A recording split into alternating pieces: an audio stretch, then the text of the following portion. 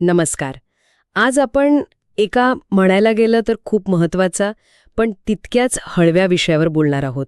आपल्या शेतकऱ्यांची आजची परिस्थिती. आपल्यासमोर आहे शेतकऱ्याची अवस्था नावाचा एक लेख सुधीर व्यंकटराव शेळके यांनी हा लिहिला आहे. आणि या लेखात ना लेखक शेतकऱ्यांच्या आयुष्यातले काही अगदी महत्त्वाचे आणि दुर्लक्षित असे मुद्दे मांडतात. त्यांच्या व्यथा, त्यांच्या अडचणी. अगदी. म्हणजे एक प्रकारे आरसाच आहे हा लेख असं म्हणू शकतो आपण ग्रामीण वास्तवाचा. बरोबर. तर आज आपण काय करणार आहोत, हा लेख समजून घेऊया, त्यात ज्या समस्या मांडल्या आहेत त्या बघूया, त्याची कारणं काय, परिणाम काय यावर जरा बोलूया. नक्कीच सुरुवात करूया. हो. हा लेख खरंच विचार करायला लावणारा आहे. तो फक्त आर्थिक नाही तर सामाजिक, मानसिक स्थिती पण दाखवतो. आणि सुरुवातच इतकी प्रभावी आहे ना. हां, ती उपमा. तिथूनच कळतं की विषय किती गंभीर आहे. हो.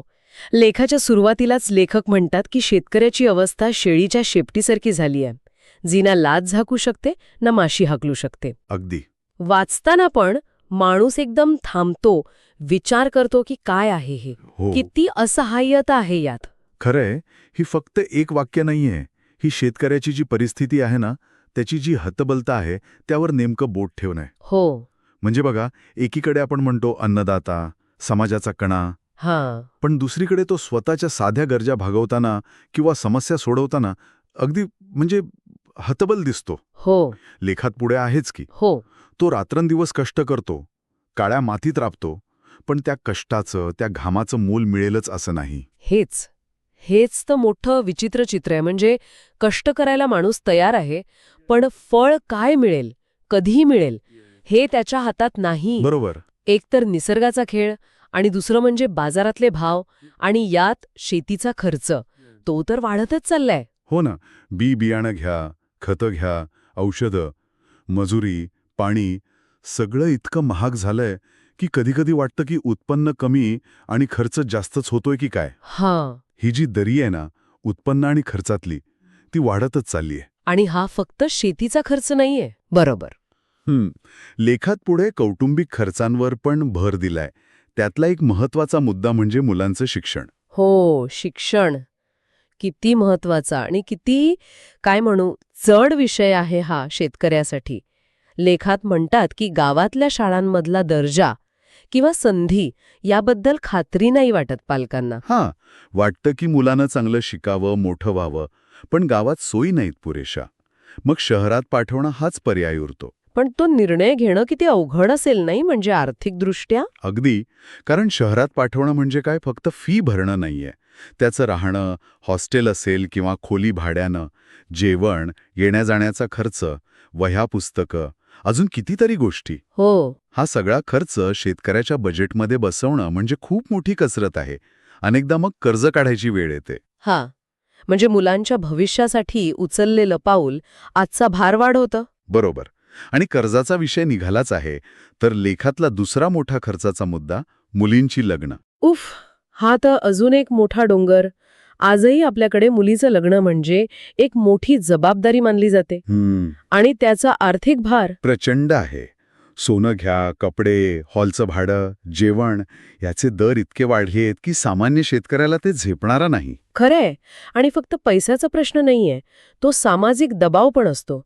चांगलं लग्न करून द्यायचं, मग ऐपत नसताना पण खर्च होतो. अगदी. आणि त्यासाठी मग परत कर्ज, बँकेकडून मिळालं तर ठीक, नाहीतर मग खाजगी सावकार, जास्त व्याजाने. आणि मग ते फेडता फेडता माणूस अजून खोलात जातो.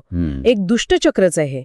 एका खर्चातून बाहेर पडायला घेतलेलं कर्ज अजून समस्या वाढवतं. आणि हे सगळं कमी आहे म्हणून की काय महागाई? हो, त्याचा उल्लेख आहे लेखात. म्हणजे घरात लागणारं साधं धान्य, तेल, तिखट, मीठ, गॅस, कपडे, आजारपणातली औषधं, डॉक्टरची फी, मुलांच्या शाळेचं साहित्य. सगळंच महागलंय. म्हणजे जगण्यासाठी ज्या मूलभूत गोष्टी लागतात त्याच इतक्या महाग झाल्यात की बजेट पूर्ण कोलमडून जातंय. यात एक गोष्ट विचार करण्यासारखी आहे की एकीकडे हा सगळा खर्च असा आवासून उभा आहे, पण शेतकऱ्याच्या मालाला मिळणारा भाव तो मात्र अनेक वर्षांपासून आहे तिथेच किंवा कधीकधी तर कमीच होतो. बरोबर. हीच तर खरी समस्या आहे. खर्च वाढतोय पण आवक वाढत नाहीये. ही जी तफावत आहे ना, ती शेतकऱ्याला अजून गरीब करतेय. परिस्थिती गंभीर आहे ही. आणि यात अजून एक भर पडते. घरातले जे वयस्कर आईवडील असतात त्यांच्या आरोग्याचा खर्च. त्यांच्या दवाखान्याचा खर्च, औषध पाणी, वाढत्या वयानुसार ते वाढतच जातं. आणि ती जबाबदारी पण कुटुंबाचा कर्ता म्हणून शेतकऱ्यावरच येते. म्हणजे मुलांचं भविष्य बघायचं, मुलींची लग्न करायची, घर चालवायचं आणि आईवडिलांची काळजी पण घ्यायची, सगळं एका माणसावर. आणि हे सगळं करत असताना तो ज्यावर अवलंबून आहे म्हणजे शेती, तीच बेभरोशेची. हाच लेखातला पुढचा महत्वाचा मुद्दा आहे, निसर्गावरचं अवलंबित्व. हा तर कळीचा मुद्दा आहे म्हणायला हवा. म्हणजे इतकं सगळं करायचं, खर्च करायचा, कष्ट करायचे, पण पीक हातात येईल की नाही याची शाश्वती नाही. अगदी लेखात म्हटल्याप्रमाणे कधी पाऊसच नाही, दुष्काळ, तर कधी इतका पाऊस की सगळं वाहून जातं. अतिवृष्टी, पूर, दोन्हीकडे नुकसान शेतकऱ्याचंच. कमी पडला तरी त्रास, जास्त झाला तरी त्रास, गारपीट झाली तरी गेलं पीक. बरोबर, निसर्गापुढे तो अगदी हातबल आहे. आणि आता तर हवामान बदलामुळे हे अजूनच वाढलंय. कधी काय होईल काही सांगता येत नाही. तो फक्त कष्ट करू शकतो, फळ त्याच्या हातात नाही. त्यामुळे एक निराशा, एक हतबलता येते त्याच्यात. या सगळ्याचा परिणाम काय होतो की एका व्यक्तीवर म्हणजेच शेतकऱ्यावर प्रचंड ताण येतो. लेखात हे पण मांडलंय की कुटुंब चालवणं, शिक्षण, लग्न, दवाखाना, शेतीचा खर्च, निसर्गाची अनिश्चितता, या सगळ्याचा भार एकाच कमावत्या माणसावर. हो, त्याची कमाई हाच पूर्ण कुटुंबाचा आधार असतो. जर त्याची कमाई थांबली किंवा कमी झाली तर मग अवघड परिस्थिती होते. त्या एका व्यक्तीवर किती मानसिक आणि आर्थिक दबाव असेल, कल्पना करणं पण कठीण आहे. सततची चिंता, भविष्याची काळजी. आणि याचे परिणाम आता फक्त आर्थिक किंवा मानसिक नाहीयेत, ते समाजात पण दिसायला लागलेत. हा भाग वाचताना खरंच वाईट वाटलं. लेखात म्हटलंय की शेतकऱ्याची ही बिकट परिस्थिती बघून आजकाल मुली किंवा त्यांचे पालक शेतकरी मुलाशी लग्न करायला फारसे तयार नसतात. हो, त्यांना वाटतं की मुलीचं भविष्य सुरक्षित नाही. ही एक गंभीर सामाजिक समस्या होतीये आता. अगदी. यामुळे गावागावात शेतकरी मुलांच्या लग्नाचा प्रश्न खूप मोठा झालाय. अनेक तरुण मुलं लग्नाशिवाय राहतायत. यातून एक वेगळाच सामाजिक ताण निर्माण होतोय. हा प्रश्न फक्त वैयक्तिक नाही राहिला आता, तो पूर्ण समाजावर परिणाम करतोय. बरोबर. आणि पुढे जाऊन याचे काय परिणाम होतील हे सांगता येत नाही. आणि इतकंच नाही, लेखात पुढे असंही म्हटलंय की समाजात शेतकरी म्हणून मिळणारी कमी प्रतिष्ठा म्हणा, सततची पैशाची ओढाताण, भविष्याची चिंता, यामुळे काही तरुण निराश होत आहेत. आणि त्या नैराश्यातून काही जण व्यसनांच्या आहारी जात असल्याचं पण चित्र दिसतंय, असं लेखात म्हटलंय. ही परिस्थिती खरंच चिंताजनक आहे. म्हणजे आर्थिक समस्या आता सामाजिक आणि मानसिक आरोग्याच्या समस्या पण तयार करत आहेत. थोडक्यात काय तर लेखक या लेखातून समस्यांची एक साखळीच दाखवतात. आर्थिक अडचण, कौटुंबिक जबाबदाऱ्या, निसर्गाचा खेळ, सामाजिक आव्हानं, हे सगळं कसं एकमेकात गुंतलंय आणि एकमेकांना अजून कठीण बनवतंय. या चक्रव्यूहात अडकलेला शेतकरी कसा हतबल झालाय याचं एक चित्र उभं राहतं. त्यातून एक प्रकारची अगतिकता दिसते आणि व्यवस्थेबद्दलची निराशा पण. आणि लेखक शेवटी सांगतात की या भागात त्यांनी फक्त समस्या मांडल्या आहेत. यावर उपाय काय असू शकतात याबद्दल ते पुढच्या भागात लिहिणार आहेत.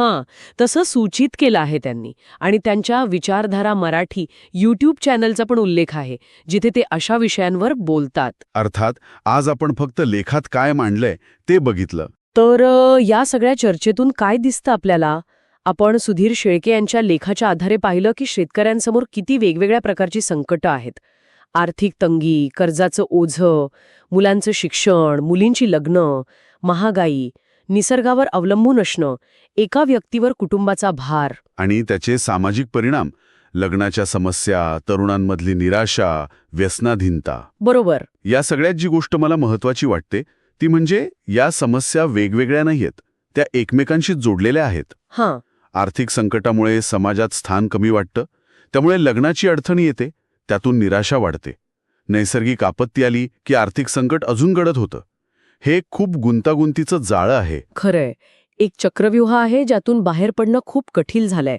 लेखातून ही गुंतागुंत आणि हतबलता जाणवते. अगदी. आणि ही सगळं ऐकल्यावर, यावर विचार केल्यावर एक प्रश्न मनात येतो, जो कदाचित ऐकणाऱ्यांनी पण विचार करावा, की जेव्हा एका कुटुंबाचं सगळं भविष्य एका व्यक्तीवर अवलंबून असतं आणि ती व्यक्ती अशा व्यवसायात आहे जो निसर्गावर आणि बाजारावर इतका अवलंबून आहे, तेव्हा त्या कुटुंबाच्या, त्या व्यवस्थेच्या स्थिरतेचं काय?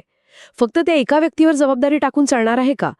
की या रचनेबद्दलच आपण जास्त गंभीरपणे विचार करायला हवा.